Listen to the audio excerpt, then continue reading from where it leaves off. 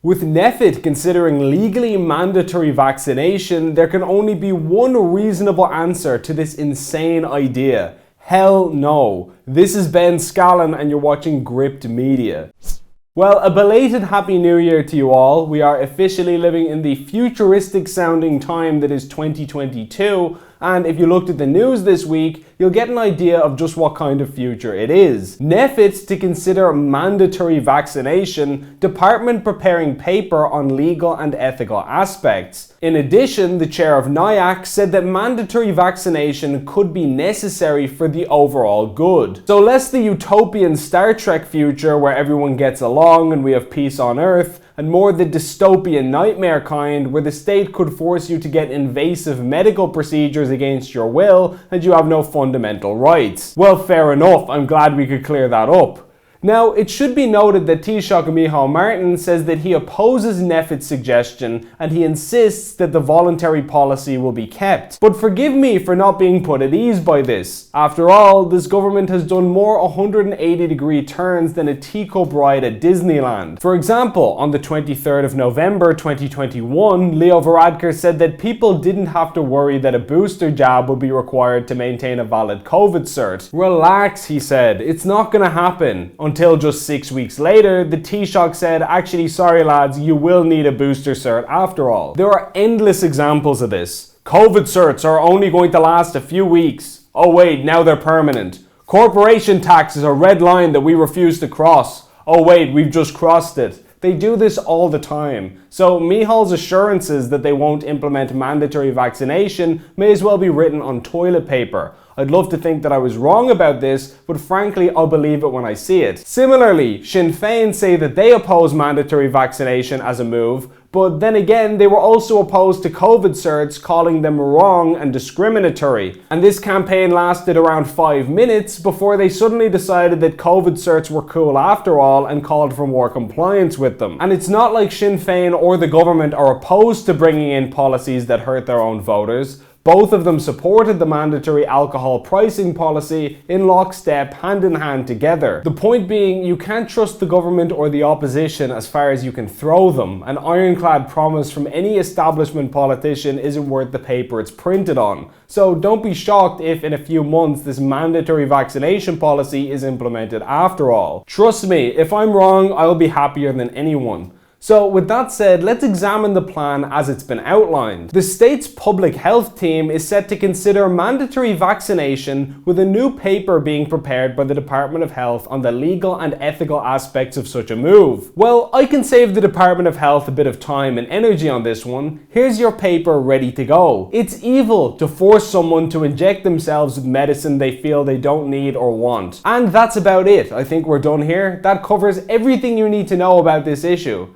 Now, let's make one thing abundantly clear from the outset. Opposing this policy does not, in any way, make you quote-unquote anti-vax or some kind of right-wing conspiracy theorist. After all, this policy has been opposed by famous left-wing figures such as Panty Bliss, I kid you not, and Socialist Party TD Mick Barry. This is not a left versus right political issue, it's much bigger than that. Of course, people are free to take the vaccine or not take the vaccine, whatever, it's absolutely your choice as an individual and nobody's stopping you. But that choice and the freedom to decide is a human rights issue. People want to argue about whether the vaccine is safe or is it dangerous, and they want that to be the main focus of the debate and get into that whole quagmire. Well, if you ask me, all of this is completely irrelevant and missing the point on both sides. It wouldn't matter if the jab was pure water, the principle would be the exact same. It's profoundly evil to force someone to inject anything into their body against their will, especially using the strong arm of the state.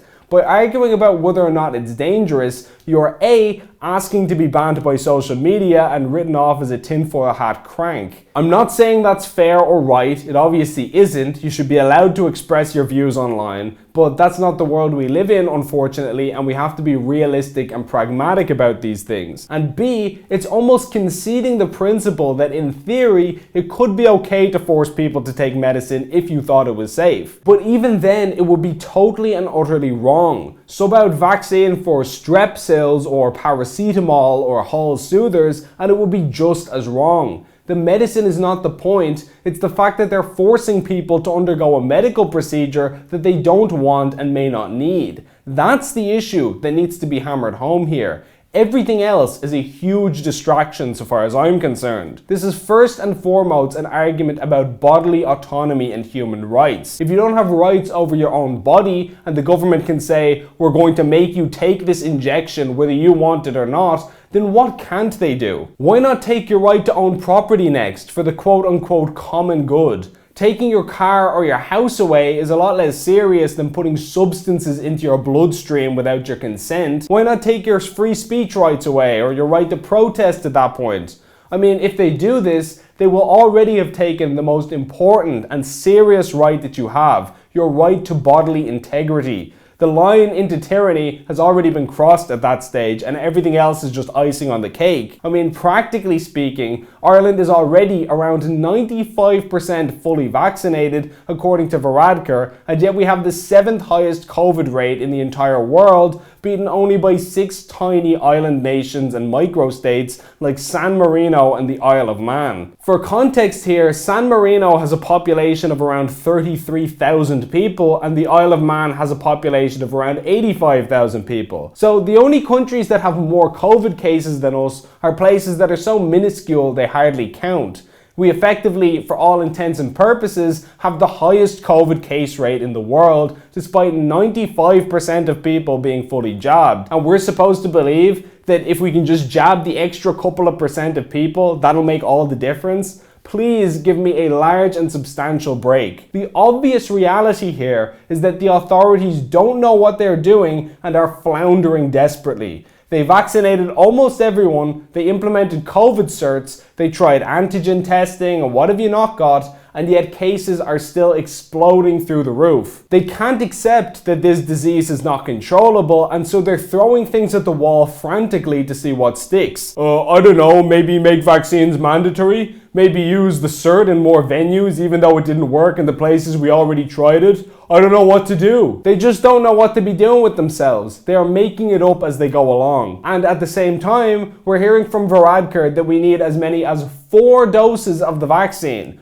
double what we were originally required to get. In the Netherlands, their health minister has said that people will need to receive 6 doses. And combine that with the mandatory vaccination, and what does this whole picture look like? Before you know it, I wouldn't be surprised if you had to get 66 doses just to do basic tasks in society by law. This is getting truly ridiculous. When are people going to say enough is finally enough and reject all of these insane draconian measures once and for all? Please like and share this video, and if you enjoyed it, please consider signing up for a monthly donation via the link on screen to help us produce more content like this. Alternative media like Gript needs all the assistance it can get, and every donation goes a long way. As always, thanks for watching.